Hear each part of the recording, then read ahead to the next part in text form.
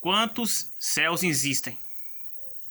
Existe alguém no céu nesse momento?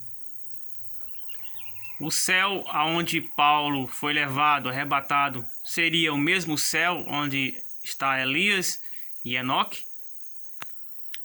Deus abençoe, eu sou o evangelista Damião e estou sempre trazendo aqui conteúdos espirituais, ensinos espirituais, louvores, evangelismo nas ruas e muito mais. Para não perder nada, se inscreva no canal, ative as notificações e compartilhe. Você estará compartilhando o evangelho com mais alguém. Você estará abençoando alguém em compartilhar a palavra de Deus.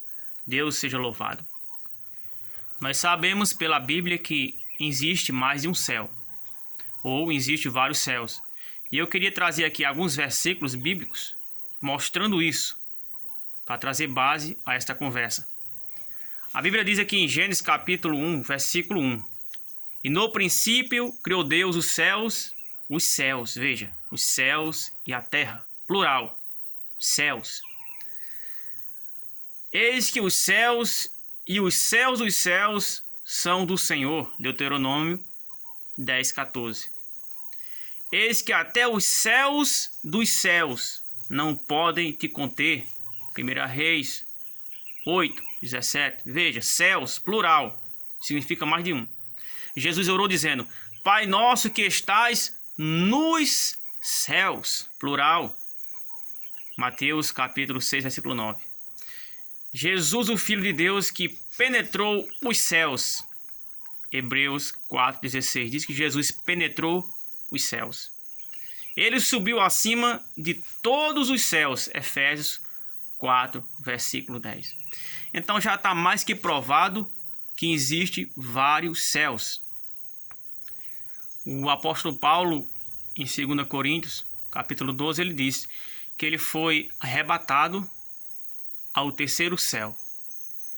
E ele viu coisas que não são dignas de ser contadas, ser falado para nós. Então, só na visão de Paulo ali, já mostra que tem mais de um céu, mais de dois céus, porque ele foi ao terceiro. Se ele for ao terceiro é porque tem até mais, né? Então já está provado que não existe apenas um céu, mas céus. E a Bíblia fala céu dos céus. A Bíblia ela não declara assim explicitamente, né? Claramente quantos céus existem. É claro que ela diz. Mas você só vai saber pela revelação do Espírito Santo quantos céus existem. O Espírito Santo me mostrou através da sua palavra quantos céus existem. Esses céus quer dizer dimensões. Quantas dimensões existem até chegar no trono de Deus. Paulo ele foi ao terceiro céu. Quando você lê a história de Elias, você vê que Elias foi elevado ao céu. Mas ele não foi ao céu dos céus. Ele não foi para o lugar onde está o trono de Deus. Porque o próprio Jesus disse: ninguém subiu ao céu, a não ser o Filho do Homem que desceu do céu. Quando Jesus está falando ninguém subiu ao céu, não é que ele está dizendo que Elias não foi. Não é que ele está dizendo que Enoque não foi. É que ele está dizendo que ninguém subiu as dimensões superiores aonde Deus está. Ninguém subiu até onde Deus está, o trono de Deus. Somente o Filho. Somente Jesus ele esteve lá com Deus. Ele disse: lembra da glória que eu tinha junto a ti, Pai, desde o princípio. Então ele disse que ninguém subiu lá, nenhum homem. Está falando de homens, seres humanos, porque Jesus Cristo era um homem. A Bíblia diz que há um só mediador entre Deus e os homens, a saber, Jesus Cristo, homem. Então quando ele fala ninguém subiu ao céu, ele está referindo a pessoas, seres humanos. Porque nós sabemos que os serafins estão lá diante de Deus. Isaías 6 mostra que estão diante de Deus, diante do trono. Então Jesus não estava se referindo aos anjos, estava se referindo a seres humanos. Então seres humanos, ninguém subiu ao céu, ninguém. Somente Jesus Cristo, o qual ele penetrou acima dos céus. O primeiro céu é onde nós encontramos as nuvens, a atmosfera terrestre. Isso é o primeiro céu, onde estão os satélites, onde está os aviões voam, as aves dos céus. Isso é o primeiro céu. Já o segundo céu está relacionado ao quê? Ao cosmo. onde estão as galáxias, o universo. E já o terceiro céu é onde Paulo foi, que é o paraíso. Isso mesmo, o paraíso é o terceiro céu.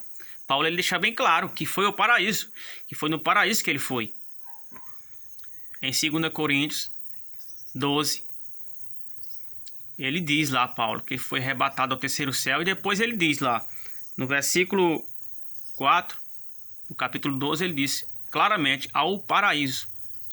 Aonde está lá o ladrão, o qual Jesus disse, hoje mesmo estarás comigo no paraíso.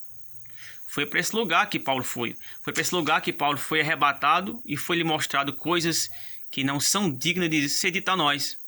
É no terceiro céu que está localizado o paraíso. Então o paraíso é o local onde estão as almas daqueles que morreram em Cristo. As pessoas que morreram em Cristo, elas estão agora no paraíso, que é o terceiro céu. Já Enoque e Elias, eles não estão no paraíso. Como eu posso saber disso, que eles não estão no paraíso? Porque o paraíso estão as almas. Ou seja, estão aquelas pessoas ainda que não receberam seus corpos glorificados.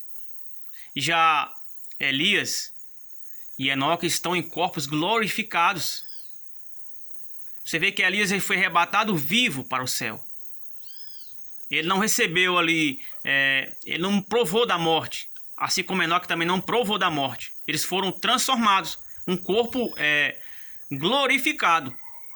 Já Paulo não. Paulo, ele foi arrebatado ao paraíso onde está o ladrão que morreu. Então quem está no paraíso, o ladrão, ele não está no corpo glorificado. As almas que estão no paraíso ainda não receberam corpos glorificados. Esse lugar para onde Enoque foi com Elias é o lugar para onde a noiva vai. A igreja vai, agora no arrebatamento. Na realidade, Enoque, ele é um tipo da noiva. Deus estava mostrando para nós ali, para aumentar a nossa fé. Para dizer para nós, provar para nós que o arrebatamento é uma coisa real. Então ele foi lá e arrebatou quem? Enoque. Para você não ter dúvida. É esse lugar que você vai. Você que está vivendo uma vida em Cristo, você que está batalhando para fazer a vontade de Deus, você vai para esse lugar.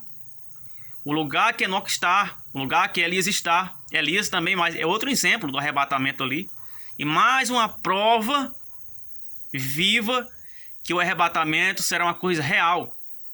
Então, nós seremos transformados. O apóstolo Paulo falou, num abrir e fechar de olhos, nós receberemos corpos glorificados. Será o povo mais privilegiado da terra. Será aqueles que vão no arrebatamento, porque eles não provarão da morte. Nunca morrerão. Assim como Enoque não morreu. E veja que Enoque ele foi o sétimo depois de Adão. O 7, ele simboliza plenitude. E nós estamos vivendo na plenitude dos tempos. Nos últimos dias, assim como Enoque, que é o sétimo depois de Adão, nós estamos vivendo na sétima, vamos dizer assim, dispensação, na sétima era, no término de todas as coisas. Nos últimos dias, como a Bíblia diz, chamou isso dos últimos dias. E é nesses últimos dias que os Enoques serão tomados. É nesses últimos dias que seremos arrebatados para o encontro do Senhor nos ares. Mas lembre, antes de Enoque ser arrebatado, a Bíblia diz que ele andou com Deus. Então não se engane, ninguém vai ser arrebatado sem primeiro andar com Deus. Sem primeiro desenvolver um relacionamento com Deus. Aliás, meus irmãos, tudo aqui resume num relacionamento com Deus. Não vamos perder nosso tempo com coisas do mundo. Não vamos perder nosso tempo com discussões, com debates.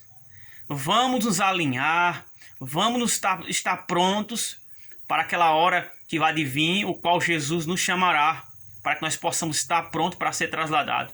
Porque ai daqueles que ficarem aqui na terra. Imagine você conhecendo todas essas verdades e você ficar. Quão perturbado, quão aterrorizado você ficará. Isso é terrível, será um inferno na terra. Então não perca por nada o arrebatamento. Agora eu sempre pergunto, qual dos céus, irmãos, que nós vamos ser arrebatados? Não sei dizer. Não sei dizer qual dos céus que nós vamos ser arrebatados. Só sei uma coisa, que nós seremos, se nós estivermos prontos, se nós guardarmos a fé, se nós continuarmos firmes com o Senhor, nós iremos com Ele. Mas ande com Deus, coloque seu foco em Cristo, busque um relacionamento com Cristo. Você que não aceitou Jesus ainda, por que você está perdendo o seu tempo no mundo? Isso tudo passa, tudo vai passar. Venha para Cristo enquanto é tempo. Aceite esse Jesus na sua vida, receba Ele, ande com Ele, viva uma vida para Ele, meu irmão. A coisa melhor do mundo é estar na presença de Deus. Você não sabe o quanto é bom andar com Deus. Você não sabe o quanto é bom ser amigo de Jesus. Você não sabe o quanto é bom ter o Espírito Santo em sua vida. Venha para Cristo, venha provar dessa paz, dessa alegria que o mundo não pode te dar. Você precisa provar. Aleluia, louvado seja o nome do Senhor. Então, meu querido irmão, é tempo de se preparar. Você ainda que não está preparado, é hora de consertar. É hora de consertar o altar. É hora de alinhar nossas vidas com Deus. Porque em breve, muito em breve, Jesus voltará para nos levar para esse lugar maravilhoso. Aleluia, louvado seja o nome do Senhor. Então, que Deus te abençoe, que Deus te fortaleça. Permaneça firme na fé. Continue firme no Senhor. Que a graça e a paz do Senhor Jesus seja sobre sua vida, no nome do Senhor Jesus, o Rei da Glória.